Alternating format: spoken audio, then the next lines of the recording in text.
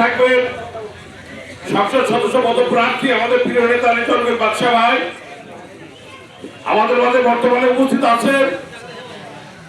বগুড়া শহর কমিটির সম্মানিত সভাপতি, বগুড়া জেলা বিএনপির সম্মানিত সহ সভাপতি অ্যাডভোকেট হামিদুল হক চৌধুরী হিরু ভাই আমাদের মাঝে উপস্থিত।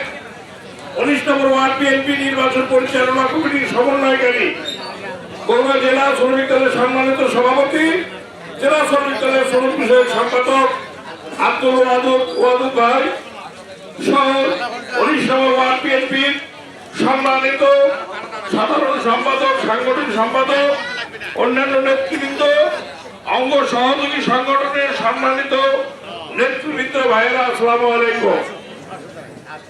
একটু পরে আদান দেবে বক্তব্য সময় 12 ফেব্রুয়ারিতে জাতীয় সংসদ নির্বাচনের পূর্ব মুহূর্তে আপনাদের কাছে আমরা বারবার এসেছি, বারবার বলেছি আপনারা ধানের শীষে জনাব তারেক রহমানকে নির্বাচিত করেন, উনি আপনাদের ভোটে বাংলাদেশের প্রধানমন্ত্রী হবে।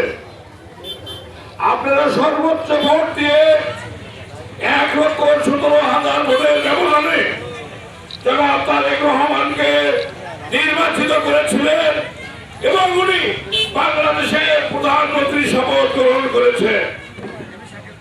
আমরা বলেছিলাম তারেক রহমান বাংলাদেশের প্রধানমন্ত্রী হলে ঘরে ঘরে ফ্যামিলি কার্ড দেওয়া হবে। ইতিমধ্যে লোকের কালি শুকানোর আগে এই সাগরে ইউনিয়নে গোপালবাড়ি অঞ্চলে অলরেডি ফ্যামিলি কার্ড বিতরণ হয়ে গেছে। ফ্যামিলি কার্ড পাওয়ার আগে তার মোবাইলে টাকা পৌঁছে গেছে। আমরা শুনেছি আগামী মাসের 14 তারিখে এর কৃষি কার্ড বিতরণ করা হবে, আগামী 3 মাসের মধ্যে হেলথ কার্ড বিতরণ করা হবে। আমরা বলেছিলাম বিএনপি যা বলে তাই করে, উনি বাংলাদেশের প্রধানমন্ত্রী হয়েছে। ইতিমধ্যে আমরা শুনেছি যে বগুড়ায় হাজার হাজার কোটি টাকার বরাদ্দ অলরেডি রেডি হয়ে গেছে। আমাদের এই করদোয়ার 2 পাশে রাস্তা হবে ব্রিজ হবে, তার বরাদ্দ 4,000 কোটি টাকা। বগুড়া একটি পূর্ণাঙ্গ বিশ্ববিদ্যালয় করা হচ্ছে, বগুড়া মেডিকেল কলেজকে এমন রূপে করা হচ্ছে বগুড়ার কোন মানুষ বাংলাদেশের অন্য কোন প্রান্তে বা দেশের বাইরে যেন চিকিৎসা করতে না যেতে হয় সেই রকম যন্ত্রপাতি এই বগুড়াতে সংযুক্ত করা হচ্ছে। বগুড়া থেকে সিরাজগঞ্জ রেলপথকে চালু করা হচ্ছে, খুব শীঘ্রই বিমানবন্দর চালু করা হবে, বড় বড় কাজগুলো করা হবে। এই কাজগুলো কে করবে, কিভাবে করবে? উনি বাংলাদেশের প্রধানমন্ত্রী, তাই ওনার দরকার ছিল একটি বিশ্বস্ত প্রতিনিধি। অনেক যোগ্য লোক এখানে ছিল, উনি তাদের মধ্যে থেকে একজনকে বেছে নিয়েছেন। তিনি পরীক্ষিত বিএনপি নেতা জনাব লিটন বাদশা ভাই।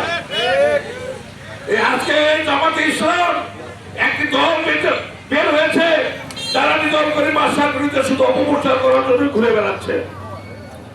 ইতিমধ্যে অনেক বক্তারা বলেছে লিটন বাদশা কে ছিলেন। এই বগুড়ায় যখন সর্বপ্রথমে ছাত্র দল তৈরি করা হয়, হাতে গোনা 4-5 জন ছাত্র মিলে ছাত্র দল প্রতিষ্ঠা করা হয় বগুড়ায়, সে 4-5 জনের একজন হল লিটন বাদশা।